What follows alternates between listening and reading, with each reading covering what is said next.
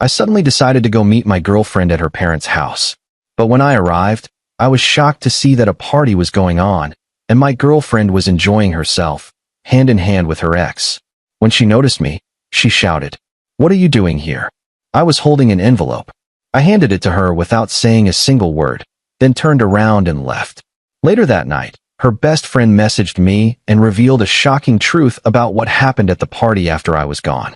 I'm 28 years old, work in supply chain management, and until 3 weeks ago, I thought I had my life figured out. I'd been dating Natasha for 2 years. We lived 40 minutes apart, saw each other most weekends, and talked about moving in together by spring.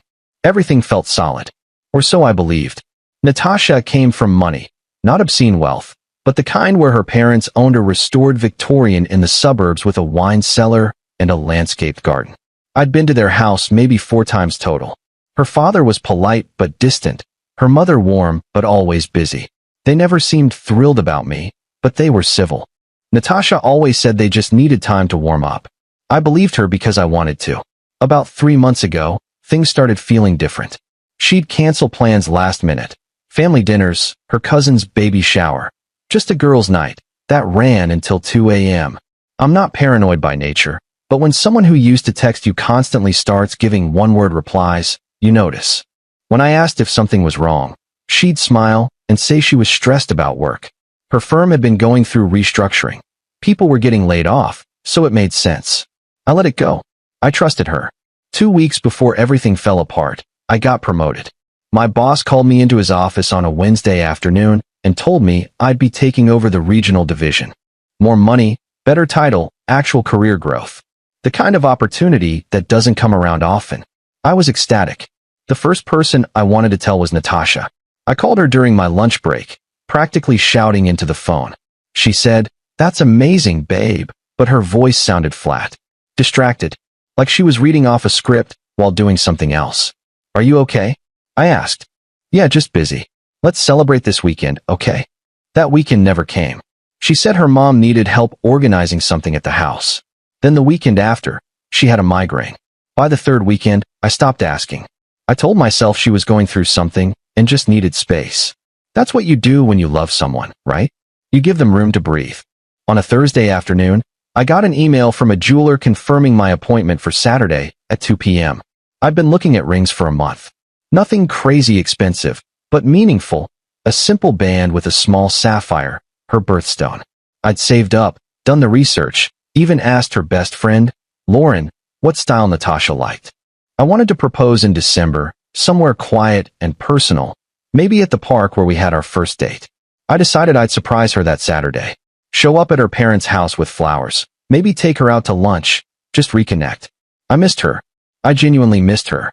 I thought maybe she'd been pulling away because she sensed I was planning something and felt nervous about the future.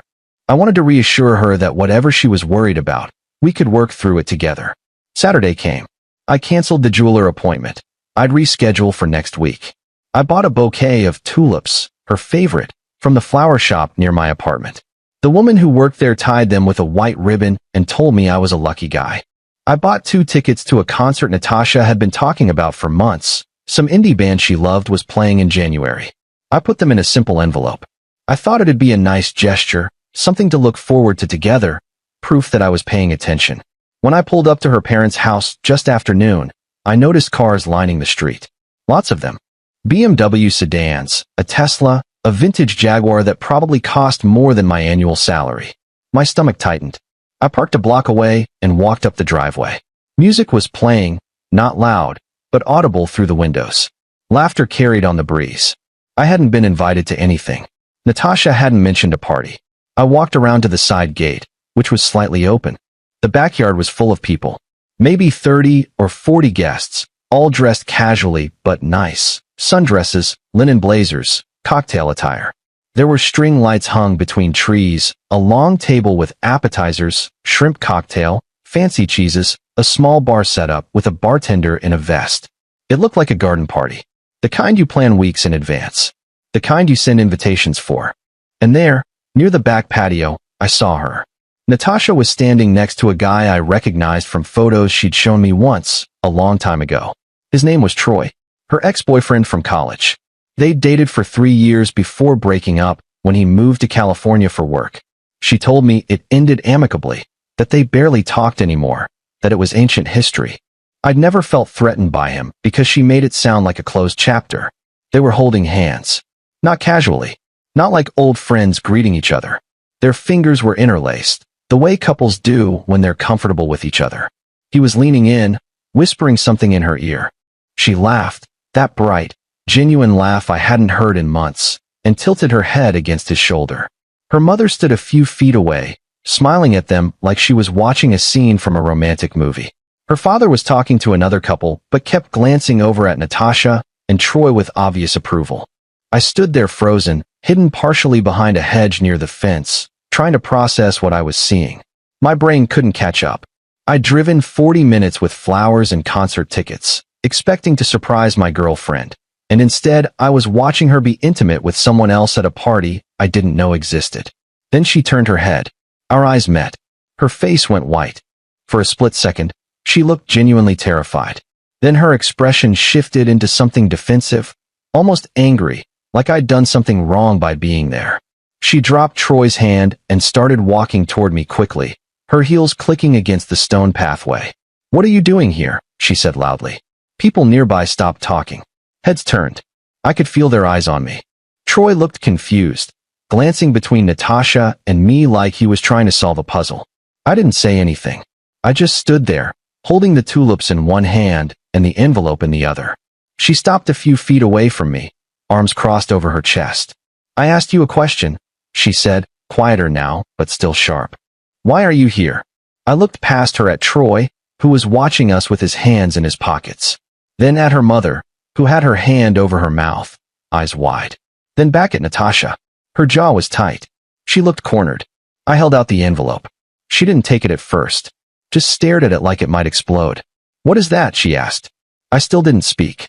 I pushed it toward her until she finally grabbed it. Her fingers brushed against mine for a second, and I pulled my hand back like I'd touched something hot. Then I turned around and walked back down the driveway. My legs felt like they weren't attached to my body. "Wait," she called after me, but I didn't stop. I got in my car, tossed the tulips onto the passenger seat, and drove home. My hands were shaking so badly I had to pull over twice. The first time was at a red light where I just sat there even after it turned green, staring at the steering wheel until someone honked behind me.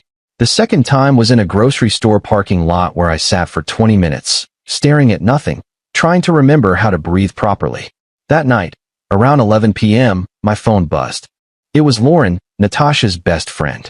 We'd always gotten along. She was straightforward, funny, didn't sugarcoat things or play games. She'd told me once that I was the best boyfriend Natasha had ever had, which at the time made me feel good. Now it felt like a cruel joke. The message said, "Can I call you?" I didn't want to talk to anyone, but something in my gut told me to answer. I typed back, "Sure." She called within seconds. "Hey," she said softly. "I'm so sorry." "For what?" "For not telling you sooner." She paused, and I could hear voices in the background. "I was at the party. I saw what happened. After you left, everything exploded." I sat up straighter on my couch. "What do you mean?" She opened the envelope in front of everyone. When she saw the concert tickets, she started crying. Like, full-on sobbing. Her mom asked what was wrong, and Natasha couldn't even speak. She just held the tickets and cried. Her dad looked furious. Troy looked confused. It was a mess. What did she say? Eventually she said she didn't know what she was doing, that she'd made a huge mistake. Her mom tried to calm her down, but Natasha just kept saying, "I ruined everything," over and over. "What mistake?" I asked, even though part of me didn't want to know. Lauren hesitated. I could hear her moving, probably going somewhere more private. "Troy came back into town a month ago. He reached out to her, said he wanted to reconnect. At first it was just coffee, catch up, whatever. Innocent stuff.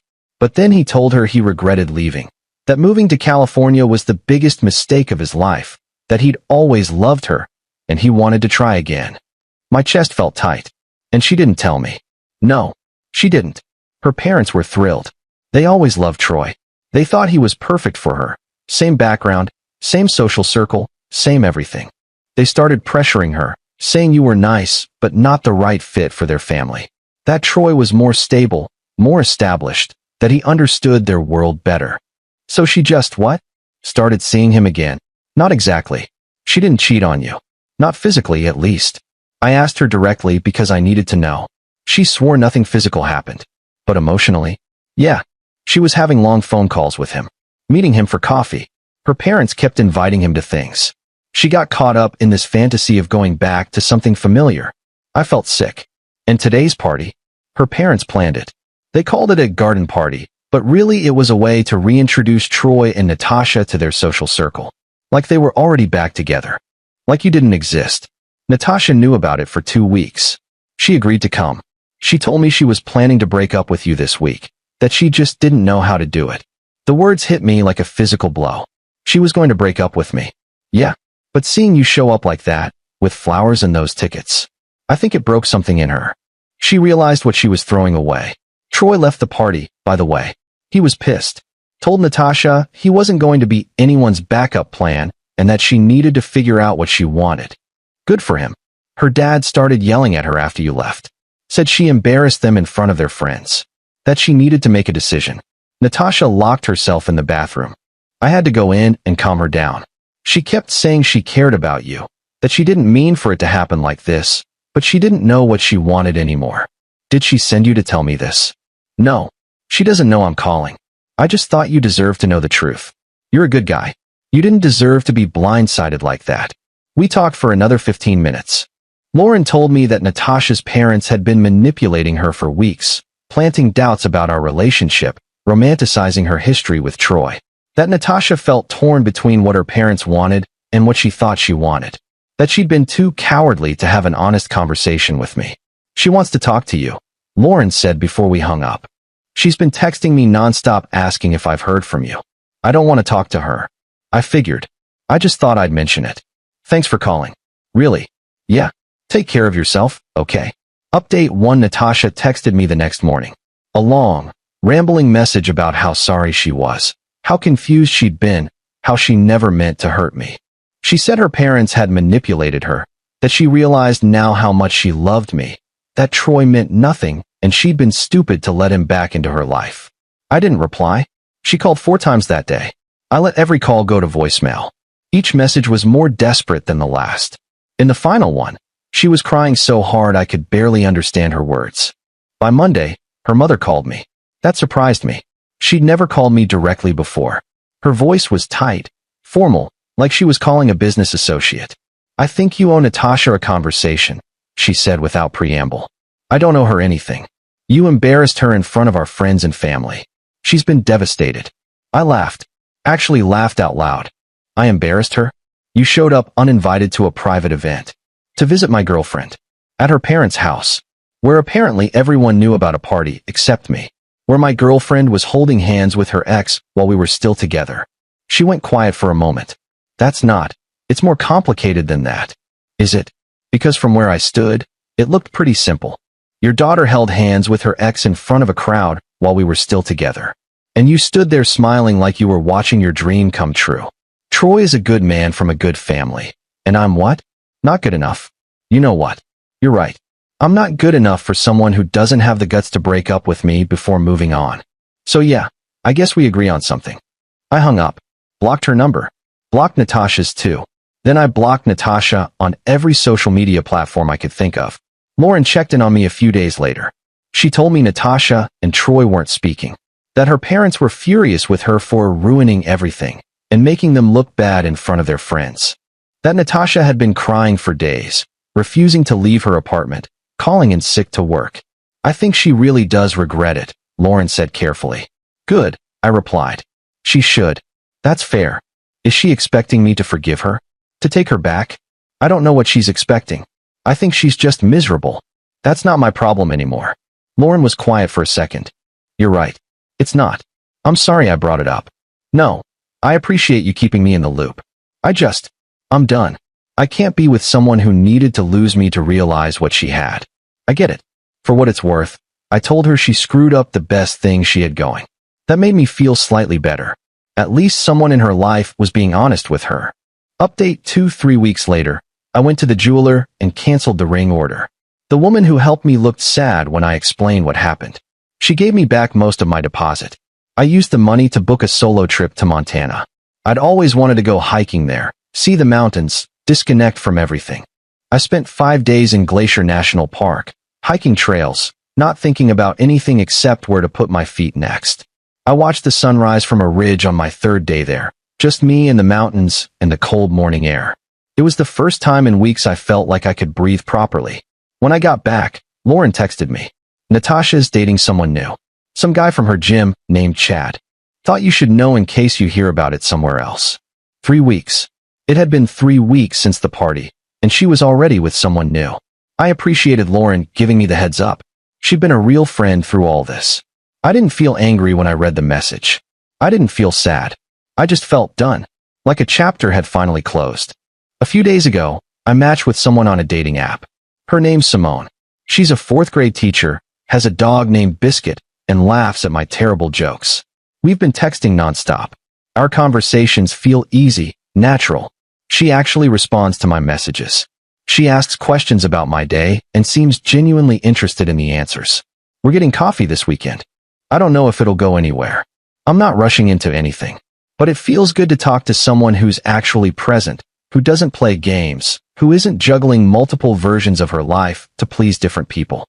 I haven't thought about Natasha in days. And when I do, I don't miss her. I miss the person I thought she was.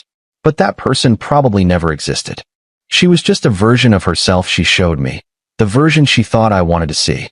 I kept the concert tickets, not out of sentimentality. I just forgot they were in my jacket pocket. Last week, I gave them to a coworker whose daughter loves that band. My coworker almost cried. Said I'd made her daughter's year, that tickets had been sold out for months. That felt better than any closure I could have gotten from Natasha. I don't know what she's doing now. I don't care. Lauren stopped updating me, which I appreciated. Whatever Natasha's going through, whatever choices she's making, that's not my problem anymore. The tulips died in my car. I forgot about them for 3 days. When I finally remembered, they were wilted and brown, the white ribbon stained. I threw them in a dumpster behind my apartment and didn't think twice about it. Sometimes I think about that moment in her parents' backyard, standing there with flowers and concert tickets while she held hands with someone else. How small I felt. How stupid. But then I remember that I showed up with love and intention, ready to invest in our future, while she was already planning her exit. I didn't do anything wrong. I just loved someone who wasn't brave enough to love me back the way I deserved. That's on her, not me.